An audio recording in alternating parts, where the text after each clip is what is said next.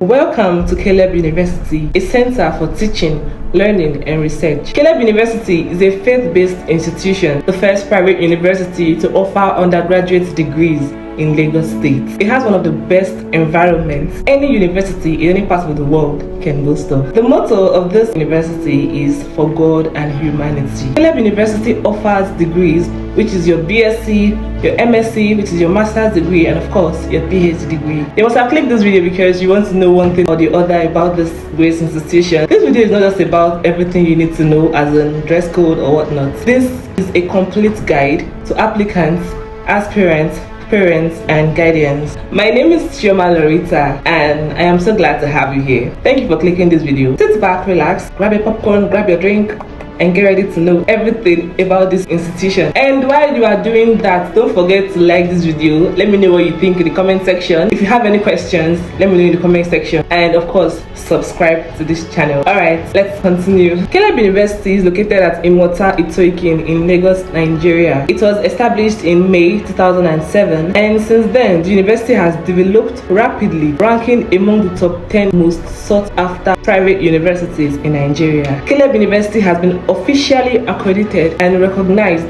by the National Universities Commission, NUC Nigeria. Now, I am going to take you or walk you through every single step or process you need to know or you must undergo if you are interested in gaining admission into this university or sending your child or ward to this university. Let's talk about how to apply and gain admission into the university. You only need to sit for JAMB with Caleb University as your first choice. I don't think the school accepts second choice or anything less. First choice or nothing. And then talking about the JAMB score, you shouldn't score below. In past years, their cutoff mark used to be 160, but this year it hasn't been confirmed by JAMB yet for the cutoff mark of the school. So to be on the safe side, I feel at least score from 180 and above. And then after your JAMB, you can get the school's application form. You can get that online or through any staff you know. You fill it, you'll be at alert to know when the school is going to be having its admission interview. You know your date, you attend, you get your admission letter if you successfully pass the steps, and from there you get to know when you're supposed to resume and start your process and your journey to becoming a graduate of Caleb University. I guess that sounds pretty easy. Calm down, it doesn't just end there. There is more to learn and unlearn if possible. There's more to know in order to be fully aware of the institution, so you don't go there and you be like, oh, I didn't know about this earlier, or I wish I knew this earlier, you know, to avoid some sort of regrets or unnecessary statements like that. Let's get to list all the courses offered at this university. There are 3 colleges in the university as of now. COPAS, which is the College of Pure and Applied Sciences, where we have biochemistry, microbiology, biotechnology, industrial chemistry, cybersecurity, and computer science. And they also have nursing and software engineering, which was recently introduced. And there is CASMAS, which is the College of Arts, Social and Management Sciences, where we have mass communication, international relations, political science, criminology, and economics. Then we also have COLENSMA, which is the College of Environmental Sciences and Management, where we have architecture. I hope I did not omit any course, but then you can always check online, you know, look up the courses offered in the university in case I failed to mention anyone. Note that all courses are for a duration of 4 years, except for architecture, where you have to do your 2 years masters, which is making it 6 years. So that's 4 years BSc and 2 years masters for architecture students. I don't know if nursing is going to be for 4 years also. It was just introduced, so for now I do not know about that, but I guess it might also be 4 years. But if not, you surely get to know if that's your course in mind. For direct entry students, you start from 200 level instead of 100 level. So you start from 200 level, and if you are coming in as a direct entry student for architecture, instead of 6 years, you spend 5 years, so which is 3 years BSc and 2 years masters. Moving on, the institution is well furnished with libraries, laboratories, and several recreational areas. The school is also committed to ensuring a conducive environment for learning for its students. Now let's talk about the rules and regulations. I am sure most of you can't wait for this part. I'm gonna grab your whatever. It's going to be a very long one. Number 1 rule is to dress appropriately. By dressing appropriately, I mean dressing the way the school wants you to dress, not the way you want to dress. Obeying the school's dress code. You should adhere strictly to this rule so you don't start feeling frustrated, because by the time you are sent back to your room to go and change like maybe 2 or 3 times, or even in worst cases you go out and your ID card is being seized, in which the matter can even be escalated depending on you. So you really have to obey the school's dress code, obey everything, do what they want you to do. So you just come and do your 4 years, 3 years, 6 years, you know, your normal duration in peace and go back to the dress code. What kind of dresses are allowed in the university? Very simple. Below knee flare skirts and corporate shirts. The flare skirts can be any design at all. It could be Caribbean skirts, printed skirts, A-line skirts, or even Mary Amaka skirts. I'm sorry, but you get the gist. Please do not forget that it must be below knee, like it must be below your knee, preferably 2 inches below your knee. But you can make it longer.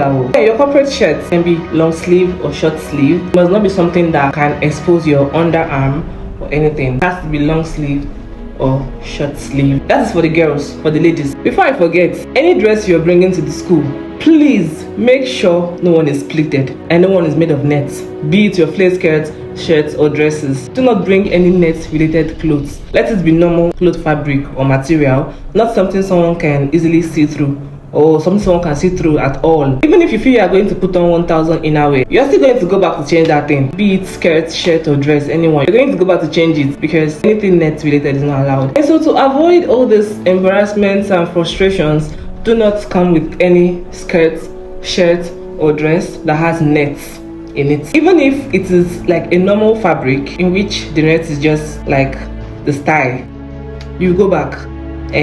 To just avoid it. And then any dress also that has opening on the arm. There is this kind of half opening stuff that was in vogue back then, where it has the something here, and then this part is opened, and then there's another one here, and then this part will be opened. My dear, you go back. Don't bring that thing to school. You'll be asked to either wear a polo inside that would cover your skin from showing, or you change it. And wearing a polo inside to spoil the beauty of the dress, so it's better you just don't come with it at all. And then anything splitted, maybe a skirt or dress, and then it is splitted, you know, from the leg to the knee or something, or to the lap, don't bring it to school. I never knew about the open arm stuff, because I feel it is just arm, you know, nothing actually is showing. But then it happened one day, that on Sunday, that one of my roommates wore something like that, and she wanted to go for church service, and the porter sent her back, and the porter was like now trying to blame me, that why didn't I tell her, because she was a new student, why didn't I tell her? And I was surprised, because I actually did not know that that particular kind of dress is not allowed. I felt it was just and nothing was showing. I did not know. So I had to take the blame for what I didn't even know about. Innocent me. So please don't come with that kind of dress to school unless you have in mind to be wearing something inside, like a polo to cover it up. Just don't come with it. Let's talk about the guys. For the guys, you don't have much issues. Just come with your corporate shirts and trousers, blazers, a flat shoe, of course, for both genders. Some ladies choose to wear all these boot heels to classes. So if you're one of those kind of ladies, you're free to come with your boot heels, you know, to look all aesthetic and classy. But if you know you don't have strength and you cannot carry it, or you cannot walk with heels, please wear flat shoes. Wear flat shoe. There are classy flat shoes out there also. Don't come and do something because people are doing it. You will fall down, and who knows, the fall might be great. And to make it worse, people around you might just be staring or even making content, and you cannot blame them. I mean, who sent you a message? So do what you know you can handle, or what you know you are good at, or what you know how to do.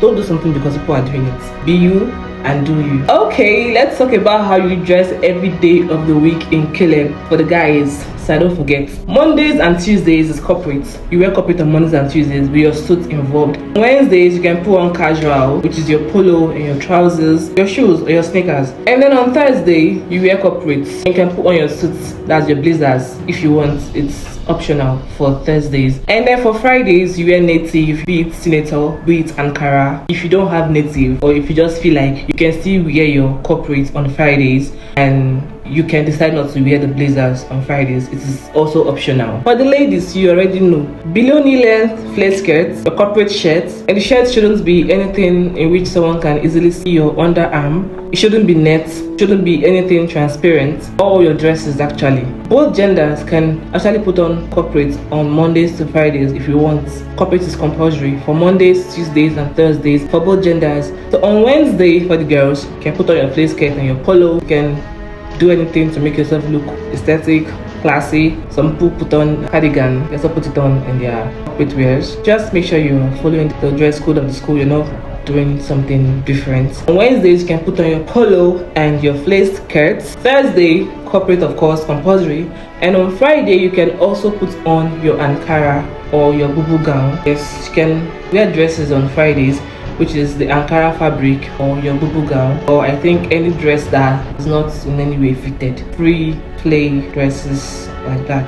You can wear that on Fridays. If you do not want to, you can still go with your corporate on Fridays. I almost forgot to add, on Wednesdays for the girls, you can put on your sandals. Instead of wearing flat shoe with the polo and flared skirt, you can put on sandals or sneakers. Just do what suits you. Fridays also, you can put on sandals with your Ankara if you want. And on Fridays, your Ankara has to be head to toe. You cannot put on Ankara top or Ankara skirts and then with a black top or with a black skirt. It has to be Ankara gown, Ankara shirt and skirt, or top and skirt, Ankara head to toe. You can't wear a black top with Ankara flared skirt. No, you can only wear that on Sundays to service. You cannot wear that on Fridays. Fridays, your Ankara has to be head to toe, or you wear a bubu gown, or you wear corporate. Simple as that. And also, while wearing corporate on Wednesdays or Fridays, if you wish, you can't wear corporate with sandals. You have to wear your corporate to your shoe. You can't say because, oh, on Wednesdays you can wear polo, skirts and sandals, then you now choose to wear corporate and sandals. No, you're going to go back. If you're wearing corporate, you have to wear your flat shoe. Then if you're wearing the polo and skirt, you can choose to wear sandals. No one would harass you for that. You can also choose to wear your flat shoe if you want, but then you can choose to wear sandals on Wednesdays and Fridays. You're permitted to wear sandals only when you are putting on Ankara or bubu gown or anything that is not corporate. But once you are putting on corporate, you have to wear your flat shoe. I hope you guys get this. And same thing applies to the guys also. Now let's talk about the do's and don'ts of the institution. Of course, every school has its rules and regulations. So there are many rules guiding the school to ensure students are at their best behavior always. Which I might not remember all. I hope I remember at least most of them. Number one, we have lecture attendance. In as much as it looks like, oh, it's no one's business if you decide not to attend lectures, but you left your house to come to school after all the processes, the fees and all, and then you decide not to attend lectures. Who are you doing? No one actually, but yourself. You're really going to be cheating yourself if you even do that. The university really frowns at such. Hence, attendance is really compulsory and it carries its own mark. Let's even leave mark aside. You are meant to attend lectures. If you are missing lecture, there should be a valid reason, a reasonable reason. You can't just miss lecture and then you are in your bed sleeping. Attendance is really compulsory for yourself. Get to know everything the lecturer is talking about so that during exam, at least you have something to write. Please, if you're the kind of student that you don't like attending lectures, build your mindset to always want to attend lectures. To not actually want to miss a lecture unless there is a reasonable reason. Let's say you're not feeling too well or something important came up. Not that you just relax and you're not going to class for today for no reason. And then you don't just even do that once in a while. You do it consistently. It's really not wise for you to do that. Your parents are paying your fees. Even if you're the one paying it, you pay such amount and then you come to sleep in the hostel. If you were looking for somewhere to sleep, you would have slept in your house, not in school during lecture time. So please do well to attend lectures. Number two, we have church attendance. You heard faith-based. That alone rings a bell that, oh, this is a Christian school. And so it shouldn't be news anymore that Caleb is a Christian school. And so church service is really compulsory weekdays and on Sundays. And of course, they take attendance also, which is your green card. You're going to have your green card, like go to church with your green card, submit it, and it gets signed to show that you actually came to church. So there is Sunday service, of course, and there are midweek services, and also the discipleship class or gathering where you get to learn about Bible scripture, just like Bible class per se. So that means in a week, you're going to attend church 3 times. On Sunday, the midweek service, it could be Mondays, it could be Wednesdays, you know, different hostels, different halls, and different days of the week for their midweek service. So your midweek service could be Mondays or Wednesdays, and then the Tuesday discipleship. So that is it for the church attendance. And if you're the type that don't attend church at all, of course you're going to get punished. Community service and all that. To avoid that, it's better you go to church. Apart from the school, you should go to church. I mean, when you're at home, you attend church, so why not in school? Also, if you're a Muslim, you would also have to go to church. And then talking about being a Muslim, hijabs are not allowed in the school, but you can tie scarf. Scarves are allowed. You tie it, not you bring it down and maybe you roll it over like this. No. tight. You can tie scarf, but hijabs are not allowed. Of course, you can wear your hijab in your room maybe when you want to pray. Because I have a friend that is a Muslim. She prays in the room with her hijab. She can't wear it out. No one is stopping you from being a Muslim. You can attend our school even if you're a Muslim. Just know that you're not going to be wearing your hijab outside the school. Like in the school premises, like outside your hostel. You can wear it in your hostel and pray. You can't wear it in the school premises. That's that for that. Just attend church service. It won't do you any harm. Instead, to do you a lot of good, so just attend church. And the church services on Sundays ranges from hostel to hostel. Different hostel, different timing. So you go for your service when it is time for your hall's service. You don't go for another hostel service. You get to misplace your green card and all. You attend church service for the time allocated to your hall of residence. Number 3, we have curfew and maximum limits with the opposite sex. I don't really know about this curfew of a thing, but I used to hear it that curfew starts from 8, starts from 9. I don't even really know. But then curfew is around 8. I think 8 or 9 p.m. thereabouts. And once it is that time, you are not expected to be seen outside. By that time, you're expected to be in your hostel. And then you are not meant to be seen with the opposite sex beyond 7 p.m. or 6 p.m. I think it's 7 p.m. I'm sorry, I'm really not familiar with this particular rule because after classes, I am in my room. I don't know what I want to be looking for outside. You just need to have it in mind that there is curfew and you shouldn't be seen with the opposite sex from 7 p.m. Especially in some fishy corners or some kind of location. Don't do that. Number 4, we have bullying or fighting. Bullying of any kind is a really big offense. You have no right to bully anyone for any reason. The school really frowns at that and they won't take it lightly with you. Same thing goes for fighting. It's a punishable offense for you to be caught causing unnecessary sin or noise in the environment, be it the school or the hostel, by fighting or by quarreling that it's getting out of hand and you guys are making a shouting around the whole place, and then there is crowd, everyone coming out. You shouldn't do that. You should try as much as possible to always be at your best behavior, and if anyone does anything to upset or annoy you should try talking to the person gently, and if the person won't listen, you should report to a higher authority than taking laws into your hands and maybe hitting the person or engaging in a fight. You would also partake in the punishment because you partook in the fight. So it's better to report to a higher authority. So you really need to be careful, especially when people start looking for ways to upset you. Just try to keep your cool, and if it escalates, if you can't take it anymore, you report to a higher authority. It's as simple as that, and the school will take it up from there. There are other rules that you're going to learn or get to know about when you come to the school, but for now, these are the basic rules that you really need to get to know about before coming to this great institution. Talking about this, it is essential to know the things you are meant to come to school with, so you don't pack unnecessary things, carry unnecessary luggages to school. There are few really important things that I need to bring. Number 1, your writing materials in your school bag, few notes, pen, pencil, and a portable handbag. You can bring a couple of handbags you're going to be taking to classes. You can just bring a couple of them. Your bag, your books, your writing materials, your stationaries, and the most important in this aspect, your documents. Hey, how did I almost forget this? You need every single document right from the admission process. You have to have everything just in case. And then passport also. You should have enough passport because you're going to be needing them consecutively. You're going to just be needing them, so you need to just have enough. And then number 2, have your essentials, which is your soap, your skincare, your bucket, your drugs, everything you need for your wellness. You know that thing you can't do without, which is very useful to you. Come with them. Be it drugs, be it skincare. When I say drugs, I mean supplements, pain relief, painkillers, anti-malaria drugs. You might be needing a drying hanger, the one you use in drying clothes outside. People come with that. I come with that also. So you can come with your hanger. If you know you can't go downstairs to spread on the rope, you can have your own hanger. You would also be needing thread and needle just in case maybe your skirt rip or something. You can easily stitch it by yourself.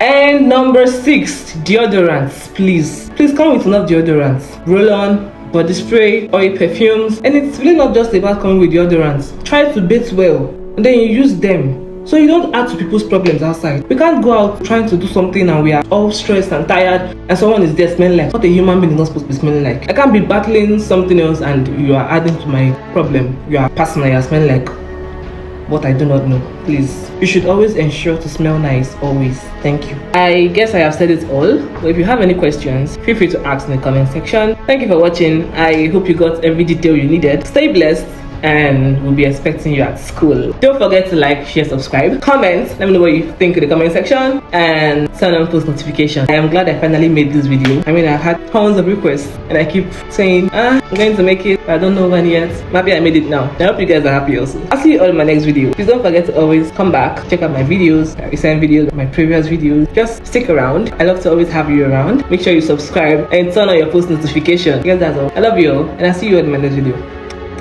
Bye bye.